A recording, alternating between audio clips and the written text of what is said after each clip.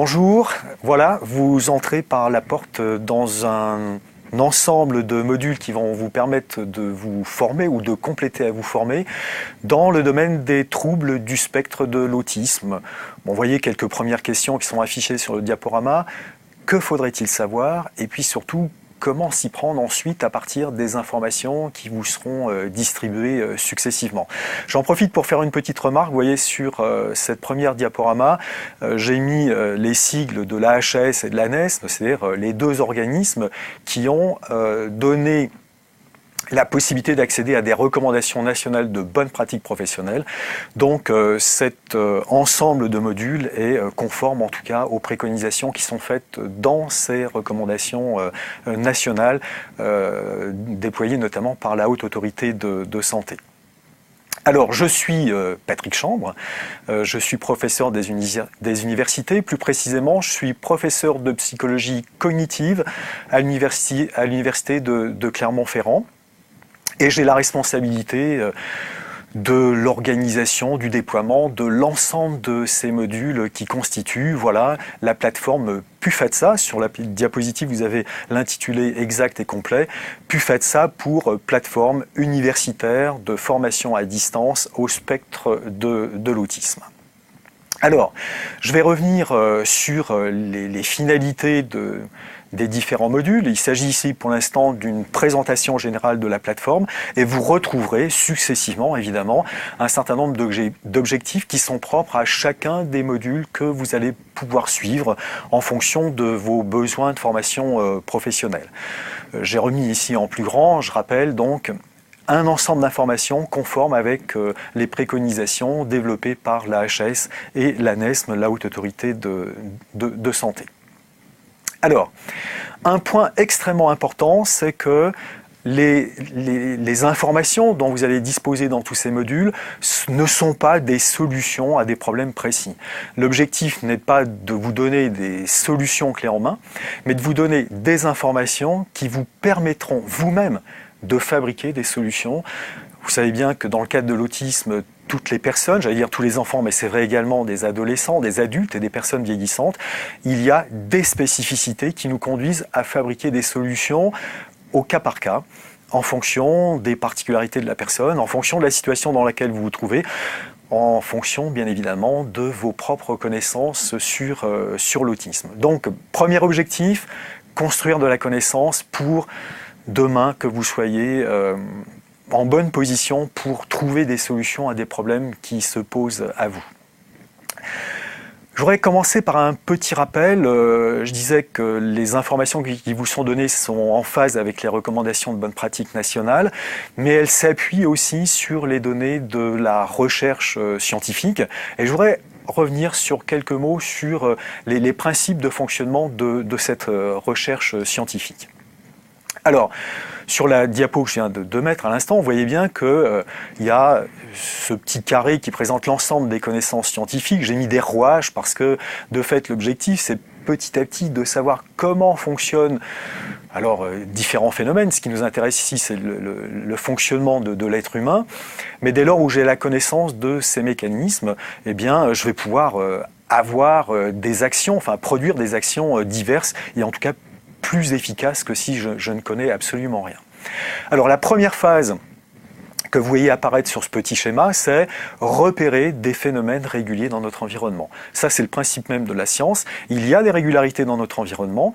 Cette régularité fait qu'on peut l'observer, l'identifier, et c'est la première phase. On se dit, tiens, des choses se produisent et se reproduisent. On peut évidemment se poser la question de pourquoi ça se reproduit, dans quelles circonstances ça se reproduit. Donc, première phase de toute activité scientifique, c'est repérer, identifier, décrire le plus précisément des phénomènes qui se reproduisent dans notre environnement.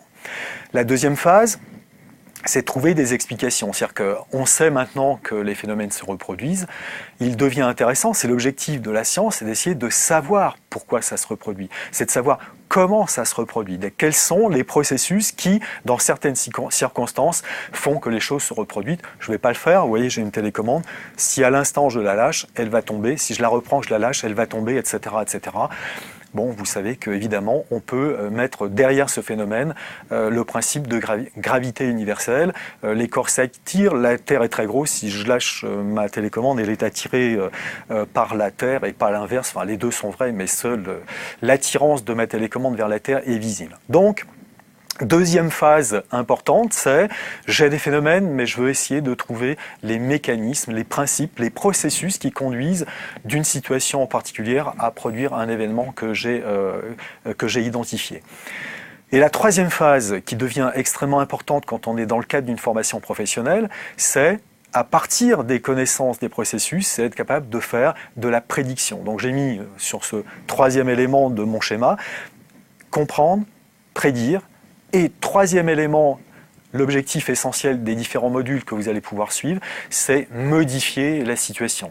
Si je recontextualise, ce schéma est ici valable quelle que soit la science, mais je peux le remettre dans le cadre qui nous intéresse ici, l'autisme, mais je veux dire un cadre plus générique quand même, qui est celui du comportement humain.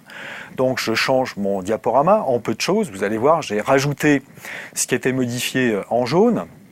Donc aujourd'hui, ce qui intéresse la science dans le domaine du comportement, et spécifiquement dans le domaine de l'autisme, c'est repérer, je l'ai mis en jaune, des comportements qui sont réguliers dans notre environnement. Ça, c'est essentiel. Vous savez, c'est dans le cadre de la définition clinique de l'autisme, tous les indices n'y sont pas forcément, mais il y en a qui sont très probables. Je prends un signe, par exemple, clinique relativement important dans la description clinique de l'autisme, c'est la stéréotypie motrice. Je peux le faire maintenant, ce qu'on appelle le flapping. Voilà, on sait que c'est régulier. La question qui vient derrière, c'est pourquoi y a-t-il du flapping? Est-ce que c'est purement automatique? Est-ce que ça entraîne une perception particulière chez la personne autiste, etc. Alors ça ne fait pas partie du module d'aujourd'hui, mais vous savez très bien que le flapping peut avoir des finalités qui sont totalement différentes. Apparaître parce qu'on se sent plus ou moins angoissé, le faire parce qu'on en tire un certain bénéfice et que ça va nous permettre par exemple de retrouver une sorte de calme psychologique. La deuxième phase, trouver des explications scientifiques valides, vous voyez que j'ai rien mis en jaune, ça reste exactement la même phase. Donc dans l'autisme, il y a des comportements réguliers. La science, actuellement, la recherche scientifique vise à connaître les processus. Pourquoi y a-t-il ces régularités? Et donc le troisième module, cette fois-ci j'ai changé en jaune, je parlais tout à l'heure de manière générique de phénomènes, cette fois-ci ce qui m'intéresse c'est les comportements. Donc j'en arrive ici à une connaissance professionnelle vraiment fondamentale.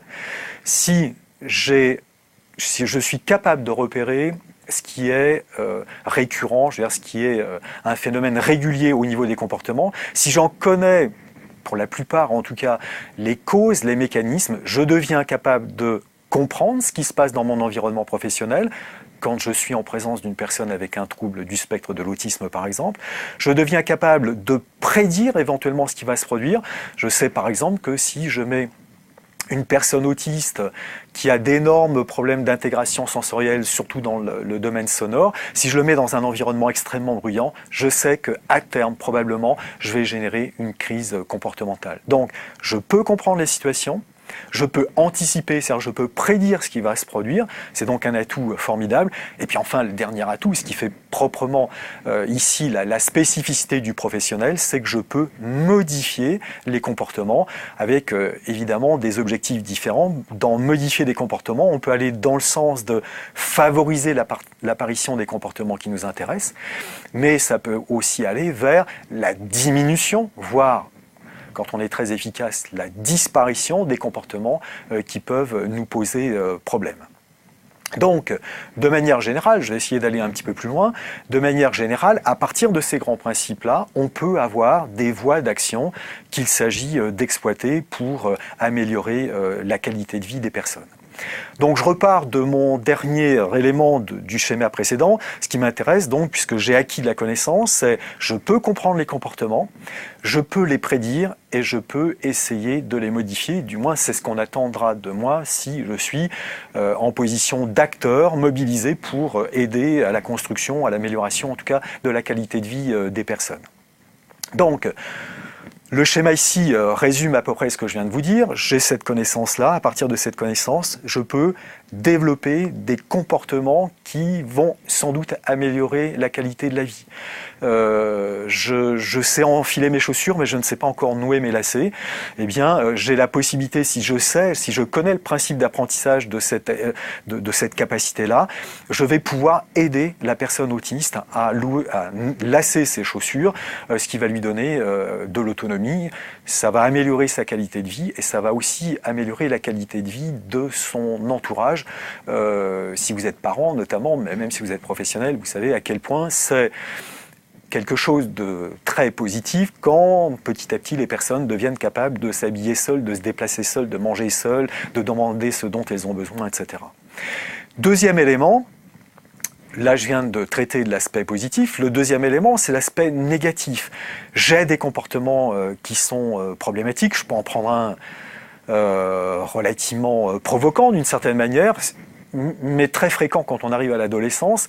J'ai un adolescent, il est dans le spectre de l'autisme. En même temps, il a des capacités intellectuelles, en tout cas modestes, voire déficitaires. Mais j'arrive à l'adolescence, j'ai le développement des besoins de comportement. Enfin, la sexualité se développe, et donc je peux avoir par exemple de la masturbation.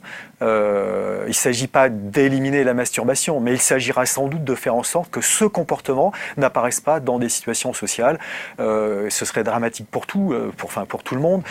L'adulte qui accompagne la personne elle-même. Donc il va falloir ici réduire en tout cas l'apparition de ce comportement dans les situations sociales qui le rendraient extrêmement problématique, voire le faire disparaître dans ce type de situation et le permettre en tout cas dans d'autres situations. Donc on est là typiquement dans un deuxième type d'objectif, c'est pas favoriser la construction d'un comportement, mais c'est réduire l'apparition d'un comportement qui pourrait poser problème. Alors, les connaissances scientifiques vont nous permettre donc d'intervenir à deux niveaux. Là, j'ai parlé des deux objectifs, favoriser le positif et diminuer le négatif. Comment s'y prendre? Là, à nouveau, deux voies. La première voie, c'est que la personne dont j'ai la responsabilité a un certain nombre de caractéristiques, avec un certain nombre de capacités cognitives, des caractéristiques que vous retrouverez dans les différents modules. Donc je peux agir à ce niveau-là. La personne sait faire des choses ou ne sait pas faire des choses. Je peux agir pour développer ce qu'elle sait faire et peut-être réduire ce qu'elle sait faire, malheureusement, mais qui est problématique dans un cadre social. Et la deuxième voie d'intervention, c'est la modification de l'environnement, ce que j'ai mis ici par aménager. Cela dit, vous voyez sur la diapositive que je vous présente, j'ai pas mis A comme autisme dans le personnage ou dans la situation, enfin deux fois sur mon personnage, mais j'ai mis H puisque ce que je suis en train de décrire ici s'applique en fait à n'importe quelle situation de handicap, je pourrais même dire à n'importe quelle situation. Vous apprenez dans le cadre scolaire à un enfant normal, vous lui apprenez à faire quelque chose, vous essayez de modifier ses capacités cognitives, mais en même temps vous faites un aménagement de l'environnement pour qu'au moins dans un premier temps ce soit plus facile. Et bien ici le principe est exactement le même. Deux voies d'action, essayer de changer les caractéristiques de la personne et en même temps, simultanément, essayer de créer un environnement qui va favoriser justement l'émergence de ce comportement nouveau, si on est dans le cadre d'un comportement nouveau, ou qui va aider la personne à réduire le comportement problématique si on est dans le cas de la réduction d'un comportement qui pourrait entraîner une sorte de stigmatisation. Donc voilà ces deux voies, apprendre et aménager, et vous le rencontrerez dans chacun des modules que vous allez parcourir. Alors j'ai mis ici un exemple pour vous montrer comment on peut apprendre, un exemple comment on peut aménager. Ici sur cette vidéo pour laquelle je vous laisserai quelques secondes pour la découvrir. Mettez-la une fois, mettez-la deux fois ou trois fois, vous allez voir c'est très très court, mais ça illustre typiquement un objectif de modification de compétences. Étonné, il est étonné. Montre-moi comme t'es étonné, toi. Apprendre. J'ai filmé ici un jeune enfant, il a environ l'âge de 4 ans, peu de temps avant il ne parlait pas, mais c'est surtout qu'à l'âge de 4 ans, à l'âge auquel vous le voyez, il est dans l'incapacité de lire les expressions faciales chez les personnes, notamment les expressions émotionnelles, mais pas uniquement, tout type d'expressions faciales. Non seulement il n'est pas capable de les lire et de les comprendre, donc de les utiliser, mais en plus de ça, lui-même n'est pas capable de les produire. Or, vous savez que dans le cadre social, j'en profite pour dire que l'autisme, c'est un handicap de la compétence sociale. Et donc, si on n'est pas capable de lire les expressions faciales et qu'on n'est pas capable d'en produire, nécessairement, on va entraîner des difficultés d'interaction sociale. Donc ici, si on a repéré que ça posait un problème dans la vie de tous les jours, je peux, notamment, dans la première voie que j'indiquais tout à l'heure, c'est-à-dire la modification de la personne, je vais créer les conditions d'apprentissage pour être capable de lire une expression faciale. Et deuxième élément, toujours au niveau de la personne, je vais essayer, si je pense que c'est utile, c'est-à-dire que la personne autiste ait elle-même des expressions faciales pour aider la personne à comprendre, par exemple, ce qui se produit, ce qui se passe dans l'interaction sociale. Je vais également lui apprendre à faire une expression. Donc la vidéo que vous avez vue maintenant, vous avez vu que l'absence de compétence, c'était ne pas identifier une personne quand elle est étonnée, et être incapable aussi d'être étonné, enfin de montrer soi-même qu'on est dans un état psychologique d'étonnement. Donc vous avez vu ici, ce jeune garçon, Nils, était incapable de lire l'expression d'étonnement, il était incapable de la produire. Après quelques temps, ici ça n'a pas été très long, je dirais plusieurs minutes d'apprentissage, il est capable à la fois de les lire sur plusieurs images et de les produire.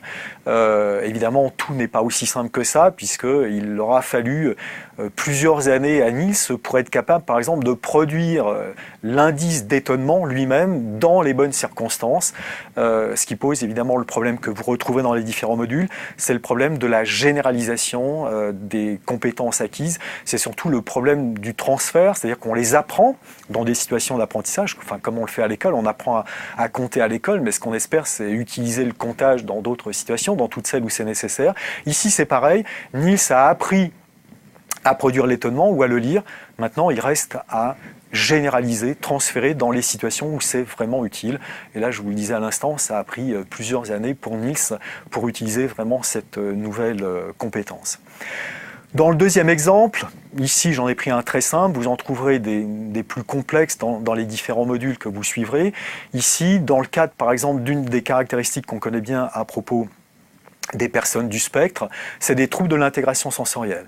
Dans toutes les dimensions sensorielles, j'ai pris ici une dimension très classique et très polluante même pour les personnes normales, c'est le bruit, le son, enfin dans l'audition.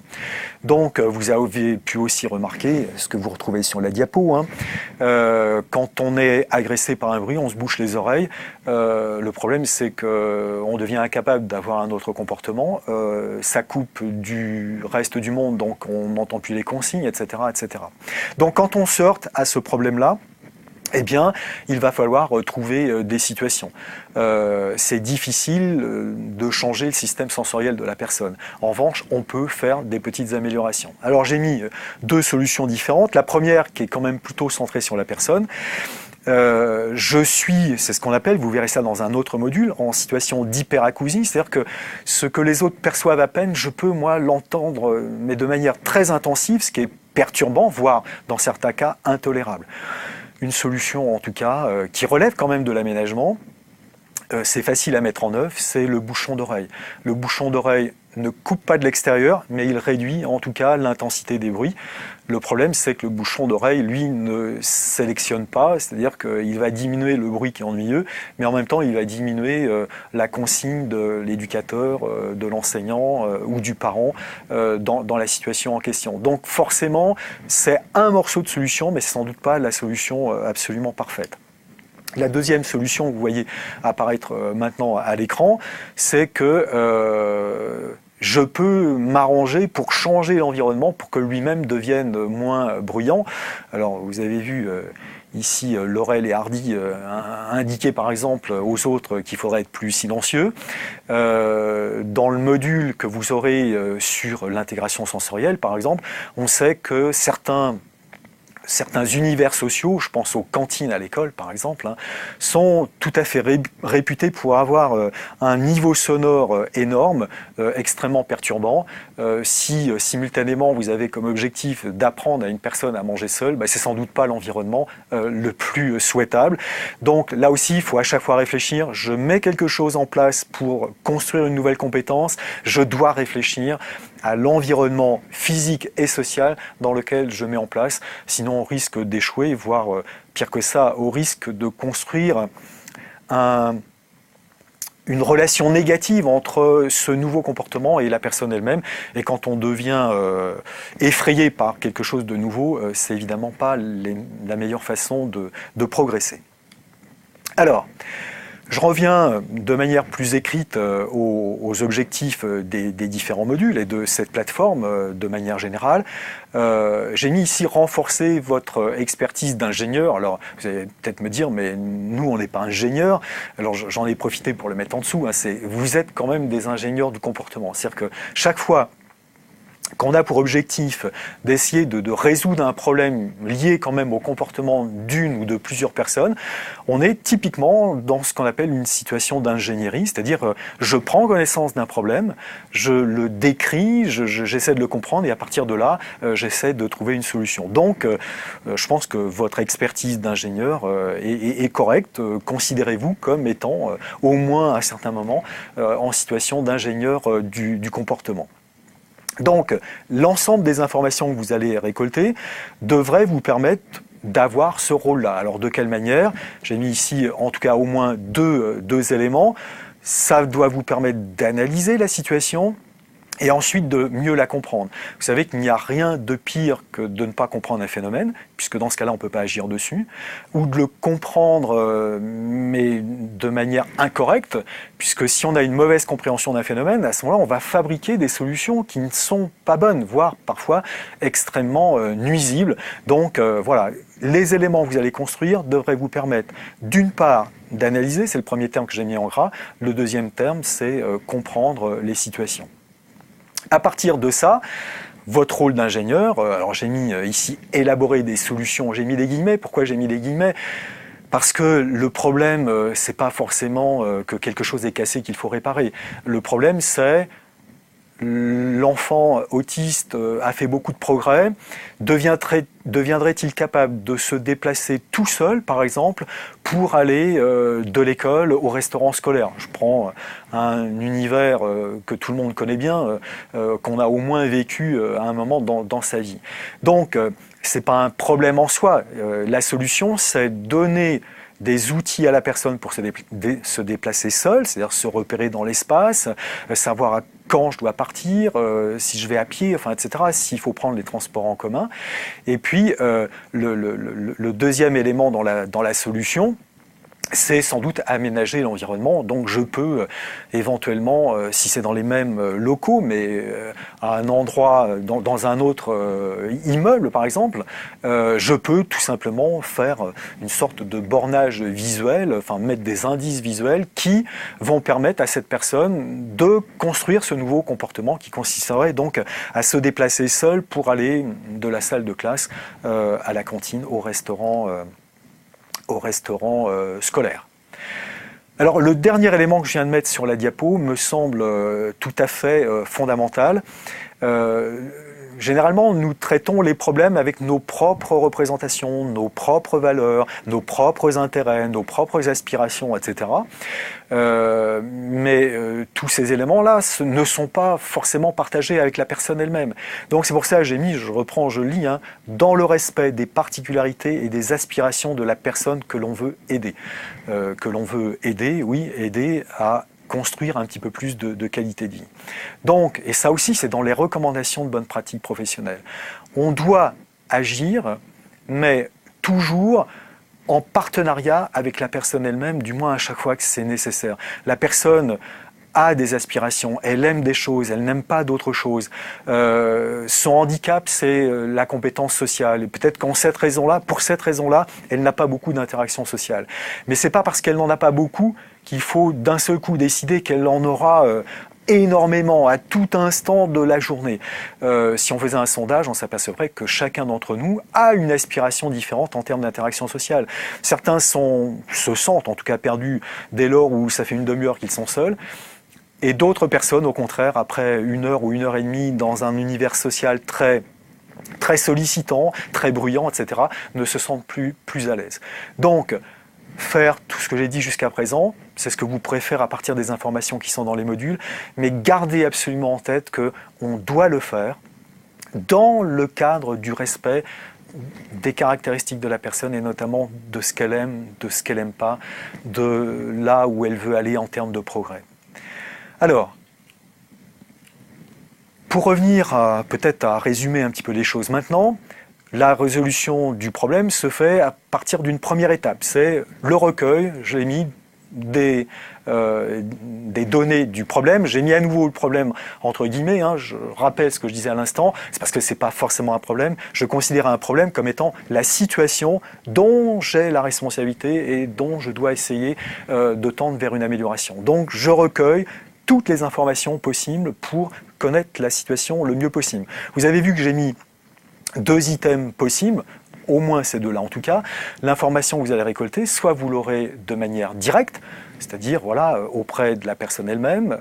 Non, je reprends, c'est le recueil indirect, c'est-à-dire généralement, assez souvent, on vous demande, on dit mon fils est comme ci, ma fille est comme ça, c'est problématique, est-ce qu'on pourrait faire quelque chose? Donc le recueil indirect, c'est tout ce que pourront vous dire les personnes qui connaissent ce patient autiste dont vous aurez la responsabilité. Donc la personne peut vous dire des choses, les parents peuvent vous dire des choses, et tous les acteurs de l'entourage. Je dis que c'est indirect car dans ce cas-là, on vous dit ce qui se passe et vous ne l'avez pas constaté directement. La deuxième fois, sans me tromper cette fois, c'est la voie directe, le recueil direct, c'est-à-dire que vous aurez à vous déplacer, à aller dans les situations, car toute l'information que vous aurez recueillie de manière indirecte ne sera sans doute pas totale, exhaustive, pas complète, et donc il est toujours intéressant, voire indispensable, de se déplacer soi-même dans la situation et de regarder ce qui se produit. Qu'est-ce qui est régulier ? Qu'est-ce qui est présent quand le comportement qui est ennuyeux se déclenche? Qu'est-ce qui se passe après que le comportement ennuyeux se soit déclenché? Toutes ces informations sont absolument indispensables pour l'ingénieur que vous êtes, dont la finalité, dont la mission, c'est d'essayer de rendre les choses plus faciles. Vous analysez la situation, j'ai mis que ici il faut aussi analyser la situation sur le plan pratique et sur le plan social.